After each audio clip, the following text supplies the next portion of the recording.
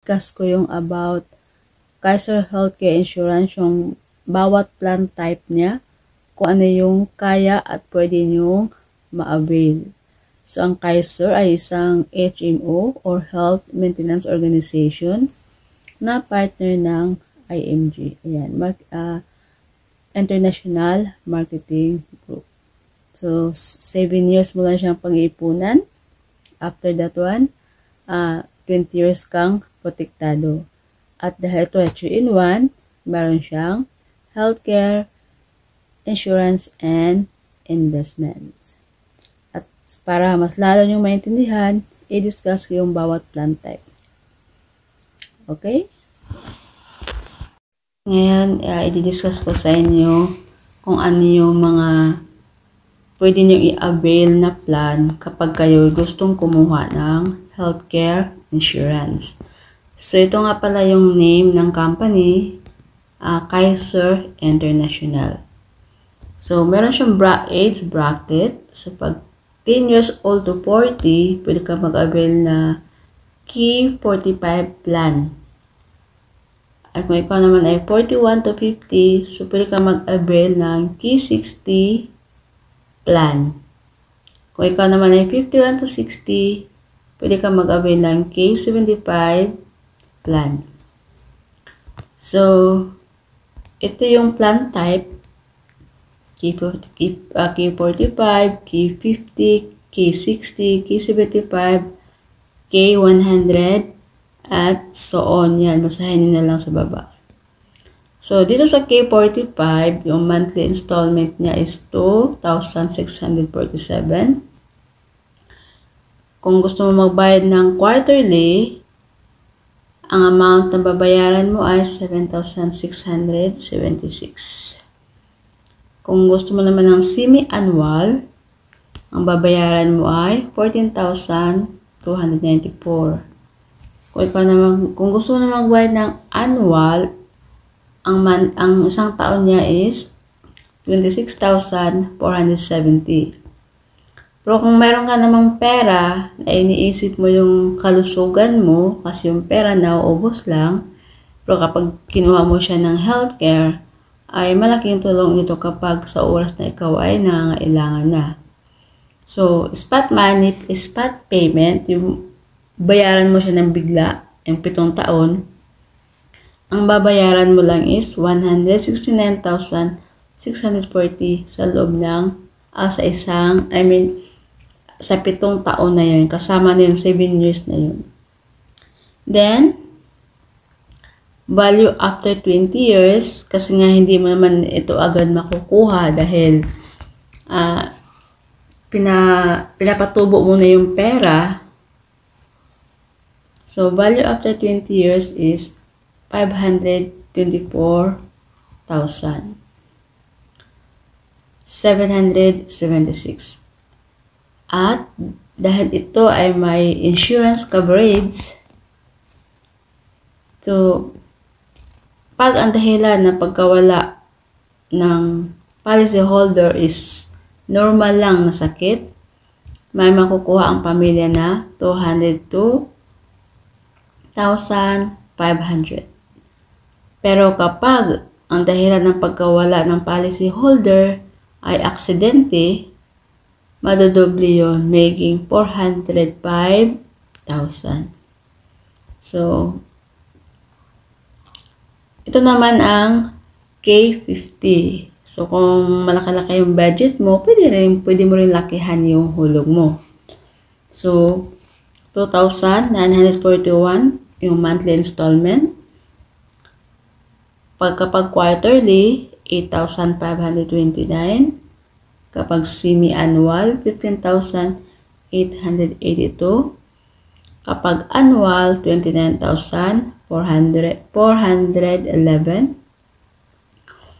Spot money, kapag gusto mo siyang bayaran ng isahan lang, ang babayaran mo lang is 188,100. Then, value after 20 years, meron kang yung pera mong 188,000 ay magiging 583,000. At ang insurance coverage niya is 225,000. Kapag accidental death ay magiging 450,000.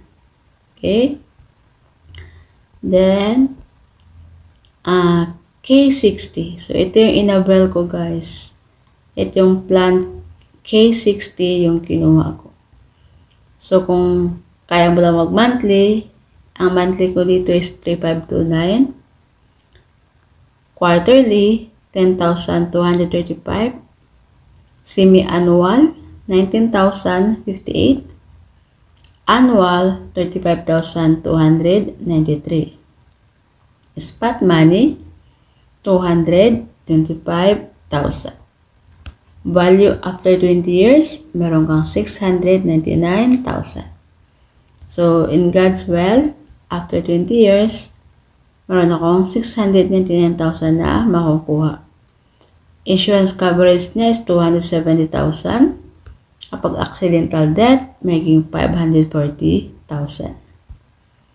Then, so K75 hanggang K100 lang ang i-discuss ko dito kasi masyadong mahaba. Kung K75, yung monthly niya is 4,412. Quarterly, 12,794. Semi-annual, 23,823. Annual, 44,116. Spot money, 280,400. Value after 20 years, 874,000. 874,626. Insurance coverage, 337,500. Accidental death coverage, 675,000. Then, next plan is K100. So, ito talaga yung nire-recommend namin, yung K100. Kung meron ka namang medyo malaking budget, why not K100 ang kunin mo? So, yung monthly niya is 5,882. Quarterly, 17,058. Semi-annual, 31,764. Annual installment, 50,821.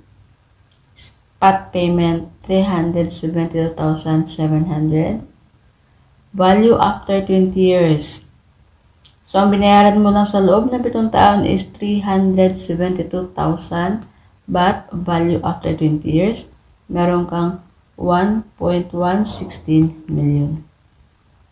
At ang insurance coverage niya is 450,000. Accidental death, 900,000. Okay, so, just imagine lang, dito sa K100, ang binayaran mo lang sa loob na 7 taon is 372,700. Value after 20 years, meron kang 1.1 million. So, paano nga? Ayan guys, sana naintindihan nyo. And for more information about Kaiser, mag-PM lamang kayo sa akin para mag one-on-one tayo. Ayan. So, sa lahat ng aking mga turuan o na-discussan about, na-sharean about sa Kaiser, huwag na kayo magdalawang isip. Kung kaya nyo naman magbayad, kung kayo ay may magandang trabaho, mayroon kayong maintain na trabaho, so, why not hindi kayo mag-avail ng Kaiser? Ang katawan natin ay walang pinipili yan. Wala sa edad ang pagkakaroon ng sakit. Katulad ko, bigla ako na ospital at doon ko na-realize na napakaganda pala talaga na meron kang healthcare insurance. Hindi ka may stress. Kung mag-isipin mo na lang kung kailan ka gagaling. Dahil lahat na, sagot na nila. So, buti na lang meron akong insurance dito sa Singapore. Dahil yung insurance ko sa Kaiser, syempre hindi pa yan tapos. At hindi naman nagagamit yan dito sa Singapore, pang Pilipinas lang yan. At syempre, uuwi naman tayo sa Pilipinas talaga. So, mabuti na yung handa tayo sa mga pagsubok nating haharapin sa Pilipinas pag tayo ay mag-retired na. So, kaya, avail na kayo guys. Huwag na kayo magdalawang isip.